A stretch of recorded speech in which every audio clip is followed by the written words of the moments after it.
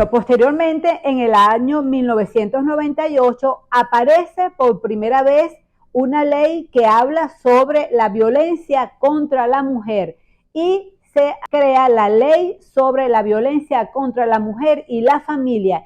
Y es donde por primera vez encontramos la definición de violencia y fue definida como la agresión, amenaza u ofensa ejercida sobre la mujer u otro integrante de la familia que menoscabe o ponga en peligro su integridad física, sexual o psicológica.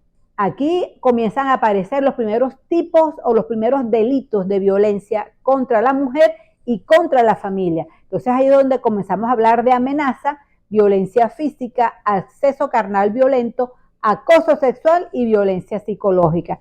Esta ley estaba destinada a, como ya lo dije al inicio de mi exposición, a prevenir, controlar, sancionar y erradicar la violencia contra la mujer y contra la familia. En consecuencia, todos estos delitos que fueran cometidos en contra de la mujer o cualquier integrante de la familia se les aplicaba estas sanciones y estos delitos.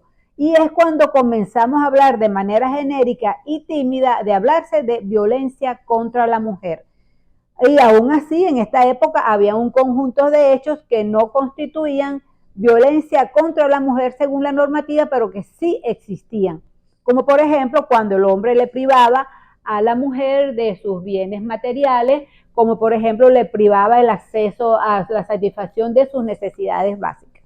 Con la entrada en vigencia de la Constitución de la República Bolivariana de Venezuela en 1999, ya se perfila la protección de los derechos de la mujer como una política de Estado. Expresamente se reconoce el derecho de la mujer a una vida libre de violencia basada en género. Y recuerde que cuando hablamos de violencia basada en género es porque se está incurriendo en la violencia hacia la mujer. Por nuestra condición de mujer es que se cometen los hechos de violencia.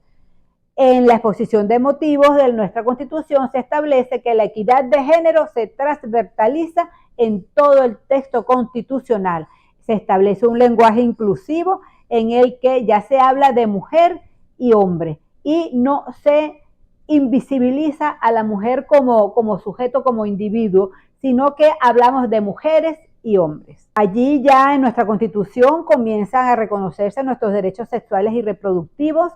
Se reconoce el trabajo del hogar como una actividad económica que crea valor agregado, produce riqueza y que genera bienestar social. Se reconoce el derecho de la mujer al papel protagónico en todos los espacios de la vida pública y privada. Se otorga amplia protección a la maternidad, a la familia y se otorga a las uniones estables de hecho el mismo valor y los mismos efectos del matrimonio. Posteriormente, en el año 2007, aparece la primera ley destinada a prevenir, sancionar y erradicar la violencia contra la mujer. Y es cuando se crea la Ley Orgánica sobre el Derecho de las Mujeres a una Vida Libre de Violencia. Y esta ley viene a derogar la que estuvo vigente hasta 1998, que se denominaba la Ley sobre la Violencia contra la Mujer y la Familia. Aquí se incorpora una gama de hechos que son considerados como constitutivos de violencia contra la mujer y en consecuencia delitos que son sancionados con las penas que se establecían para la época. Aquí se comienza a hablar de medidas de protección y seguridad a favor de las mujeres, niñas y adolescentes víctimas de violencia basada en género. En esta ley se establece un procedimiento especial para el juzgamiento de los delitos. Se ordena la creación de tribunales, fiscalías y defensorías especializadas para abordar el tema violencia contra la mujer. Se ordena la creación de los equipos multidisciplinarios como organismos auxiliares de la función judicial destinados a atender de manera psicológica y coordinada a las víctimas de violencia y al sujeto agresor.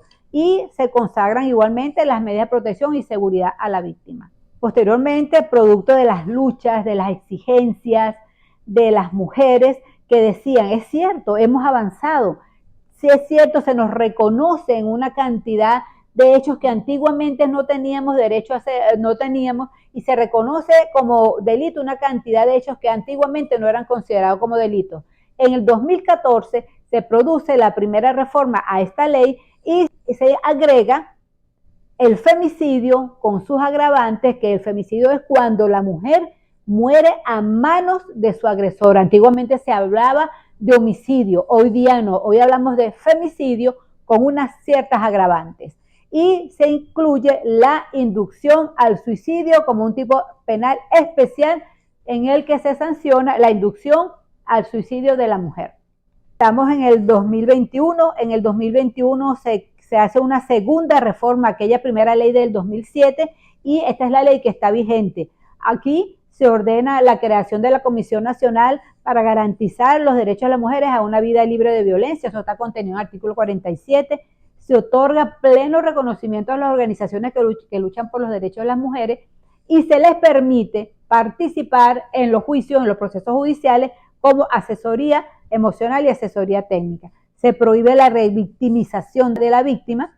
Se incorporan nuevos delitos como la violencia política, la violencia informática. Se describe en el artículo 19 todas las conductas constitutivas de violencia contra la mujer.